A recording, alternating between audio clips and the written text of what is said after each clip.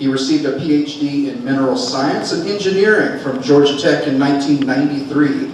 As a pioneer in the field of nanotechnology, he proudly represented Georgia in national and international forums where world leaders in technology collaborate to solve the most complex challenges on the planet.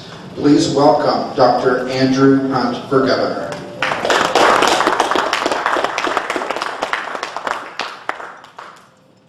Thank you all for coming out this evening. It's nice to see you all, and let's get right into it. So I'll just hit a little bit more of my background and why I'm running for governor. So I started my own company after completing my PhD at the Advanced Technology Development Center and grew it on up, and then had hard times too. So that's one of the things of a small business. You learn how to grow, and then you learn how to contract during negative times, and then grow again and keep things flowing.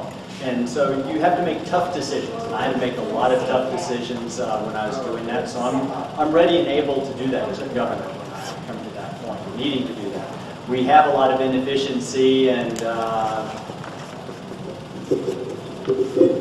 right there, huh? Okay. That's the sweet spot. Okay, so we have a lot of inefficiency and problems with our government, and we need to straighten that out. We need a smaller government that's cost effective, that does the jobs it should be, and over time we need to transition roles away from the government doing that and on to private industry when we can. There's a number of different things that we can do that in, and I'll be touching on some of those this evening. So you can take it in your hand if you want to, if you'd rather not just stand there. So, okay.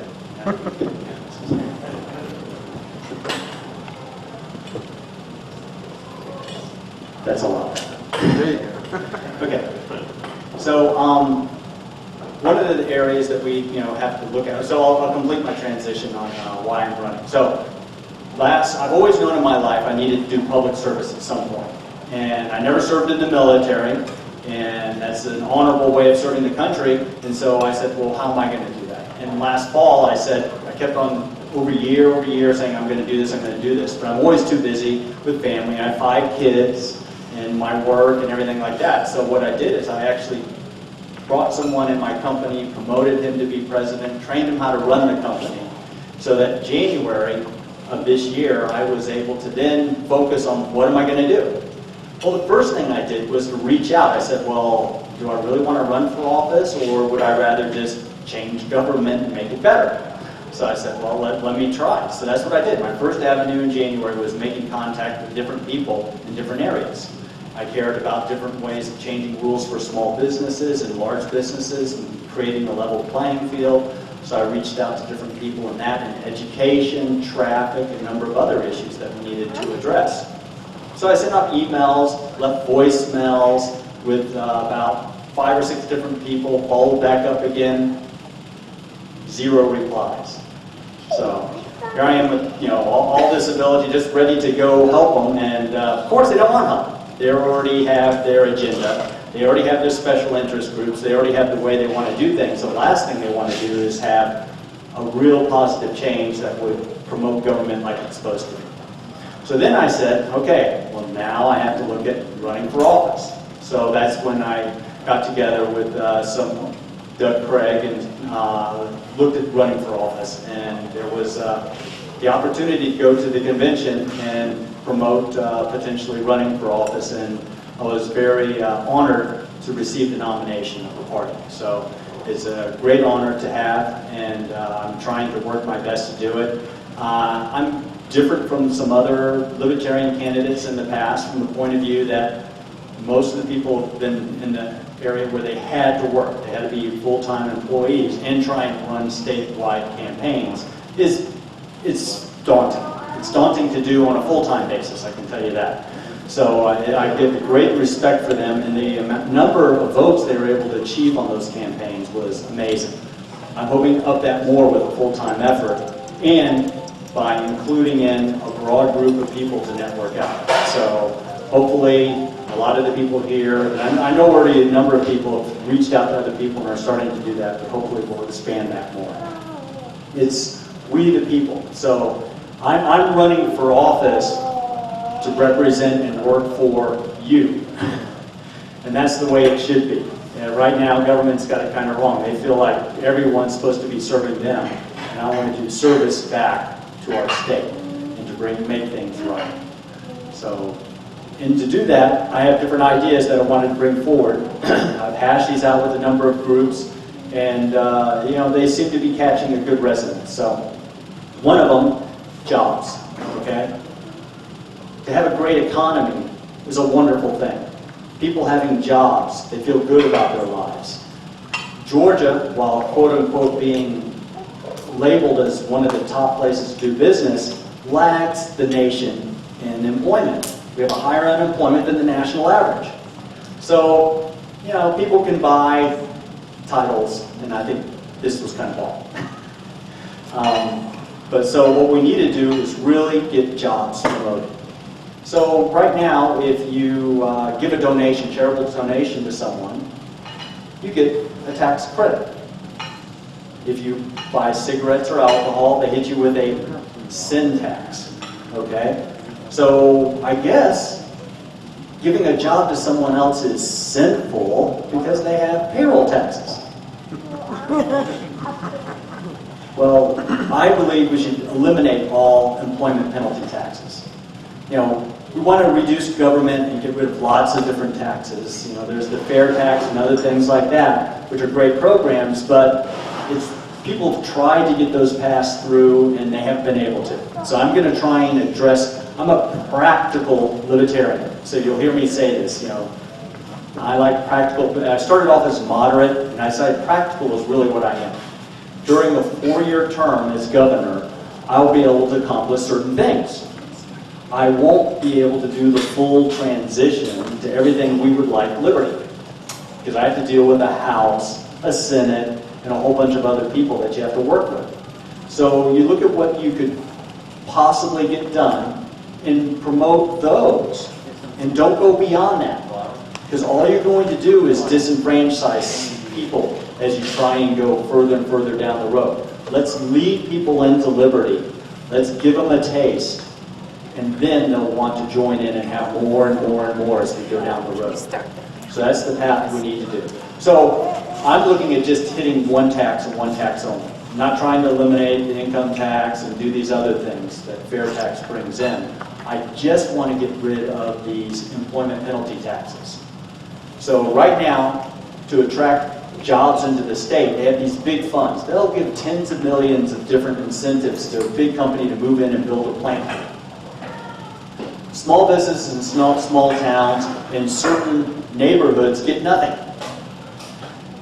That's not free enterprise. That's crony capitalism. We know big contracts are let out to certain companies from the state and not others. There are certain rules and laws that are made that help some industries and not others. So, you know, the film industry is doing great. Well, better because there's a huge, huge benefit, tax benefit to that. You know, so, but let's redistribute this so every company, whether it just has one employee or you have 50,000 employees, gets the same type of benefit related directly to the jobs. So this can be 8 or 9% of payroll, these taxes that I'm talking about. So it's a pretty significant number. There are some years where companies lose money, but they still have to pay a lot of taxes because of these. And that's hard, because then they're having to lay people off. So if you remove these taxes on that, it can really spur on economic growth. And a lot of companies just want to hire. So with higher employment, you increase family stability, reduce people on social welfare, and you actually enhance education too, with all of that stable environment and, you know, good cash flow homes and everything. The kids can perform better because there's less stress on the parental level. Another area that we'll transition into then is education. So right now we have some school districts that graduate less than 60% of their students. That, I believe, is criminal. So Georgia has in its constitution that the state will provide education. Okay? So as governor, I'll have to make sure that we have good education for everyone in the state. And if there's one thing I think we should do, is make sure everyone has an excellent education.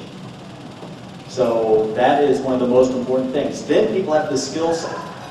Give people a hand up, and you save a lot of handouts later on. In fact, they become tax contributors rather than tax takers.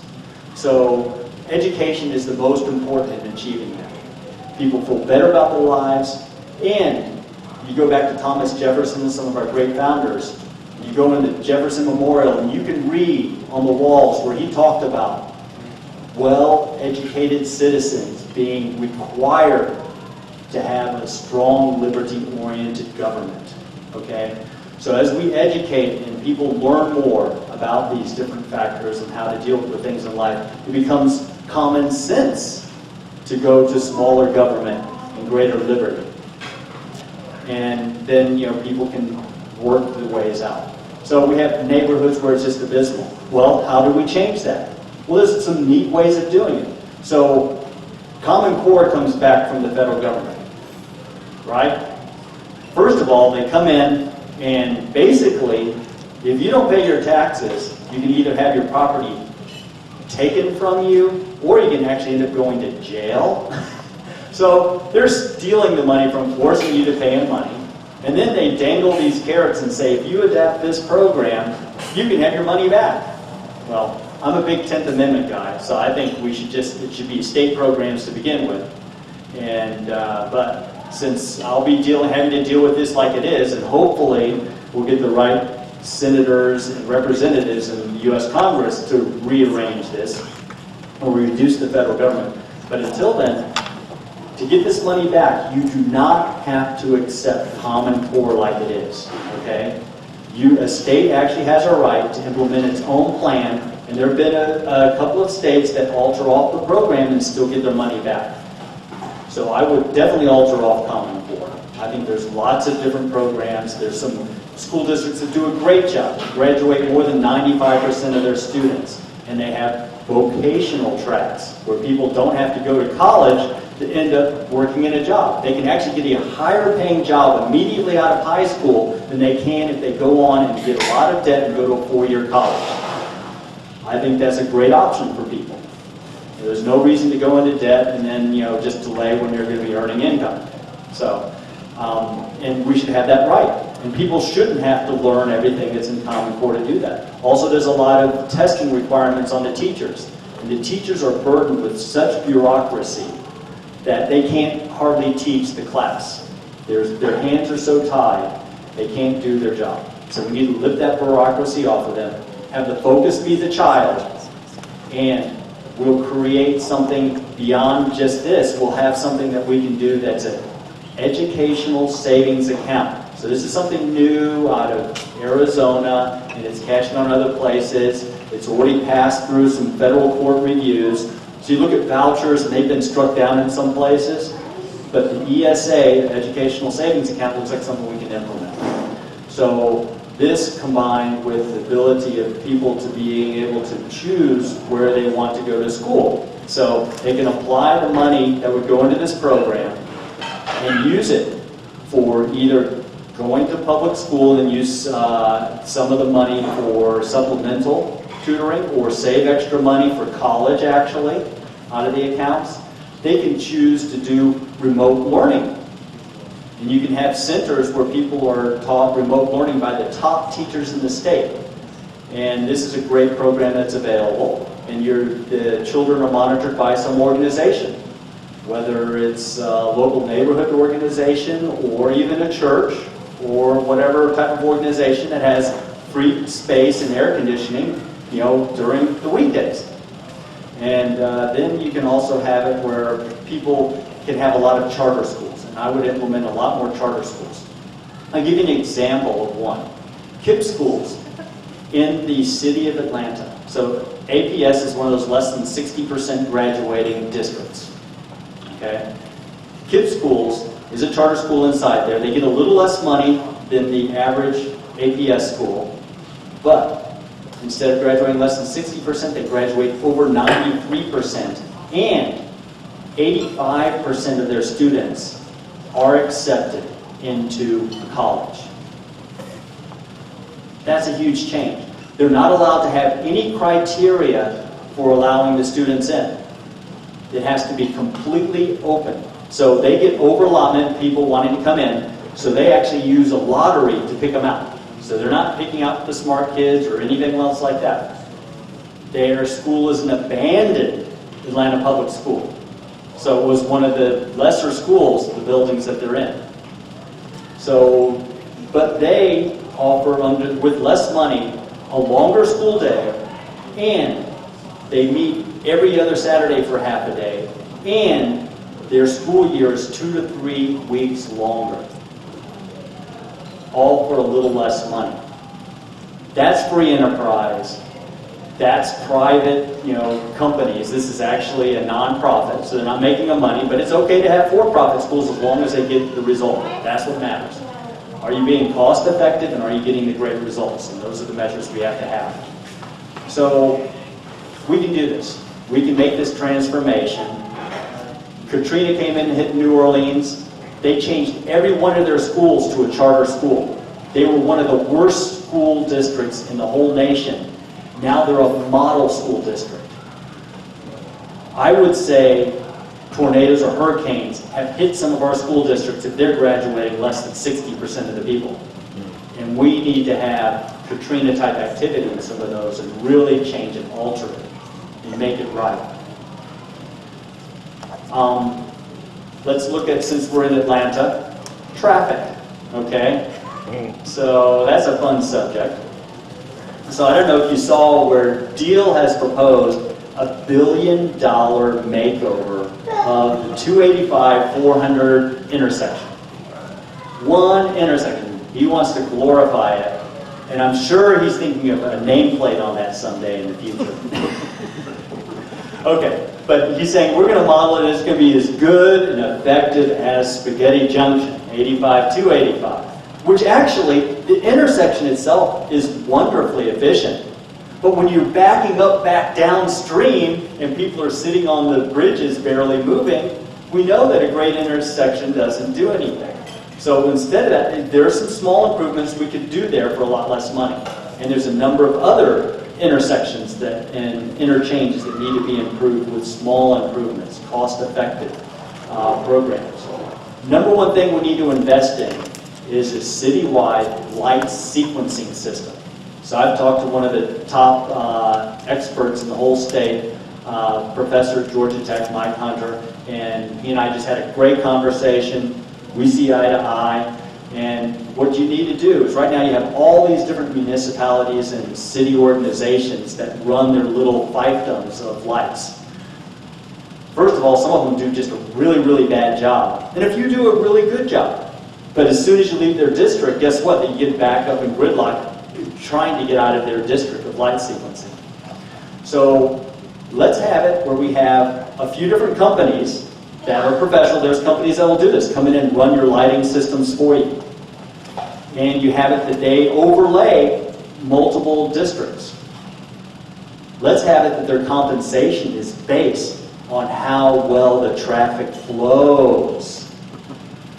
Isn't that just logical? Rather than you get so much per light intersection, you actually monitor and measure the traffic flow through their territories. If they're lesser performing, they get paid less. And also, you would allow the ones that are larger, that are very effective, to grow in size. They could actually eat into the light sequencing control of the neighbors. So it's like a free enterprise system. You have to have it kind of like local monopolies, but have it that it can ebb and flow. The compensation is based on results. And lift the hands off of the local organizations. Save a lot of money in the net run with a much more effective system. So this can be implemented rapidly. Like the makeover of the one interchange, they're looking at like an 8-year job and 4 or 5 years of heavy traffic during that time period. It is be really terrible. Let's get the back roads flowing. That way the interstates don't back up as much. You get people off the interstates, all of a sudden the interstates are flowing. And then let's have vision. We need leaders that can look ahead. Carter Deal, a couple of attorneys versus an engineer. I can look out 10, 20 years and we're going to have autonomous driving. We're going to have cars driving without people having to do anything. So all of a sudden, cars are going to be able to be a lot closer together and moving faster. So all of a sudden, you can get a lot more cars down the same interstate. We don't need big, multi-billion-dollar interstate widenings. Now, there's some roads we need to put in and some other things, but the expense and time of that, if you look down the road, is imprudent. It costs a lot of money to maintain those roads. You don't want to make them bigger than what you're going to need in the future.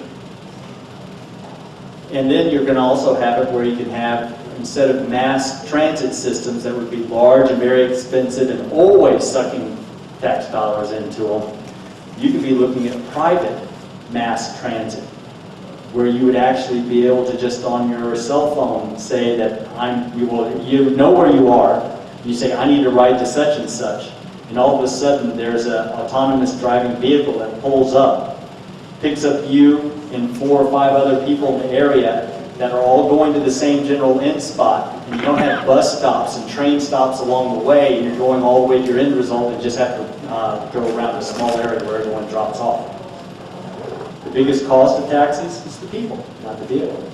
So we have a great future coming. We need people that can look at that and bring it in and realize it for us. So, and there's some great people that, nice thing is, I can talk to them and I can understand them. So, I don't have to, and I do not know all, but I do know how to talk to people and integrate information in. So, one of my strengths. So, we have a few different things that we've talked about here. Other than that, of course, there's important issues that I just posted on, like the medicinal marijuana. Deal said he won't sign it next year. Carter said he would consider it, and he would have to look at more studies and maybe look at more studies. So that was their take. And my point is, there's been enough studies. This is nature's remedy for a lot of things. Now, I also know that just because it's made in nature doesn't mean that it's good for you. There's things in nature that can kill you. So things have to be prudent and wisely done. But I would believe in a full-fledged medicinal marijuana law being passed. And I would encourage this through the process of the House and Senate for my signature, rather than giving them doubt that if they're going to go to all this work, it won't even go in. So it really can disillusion people from moving things forward.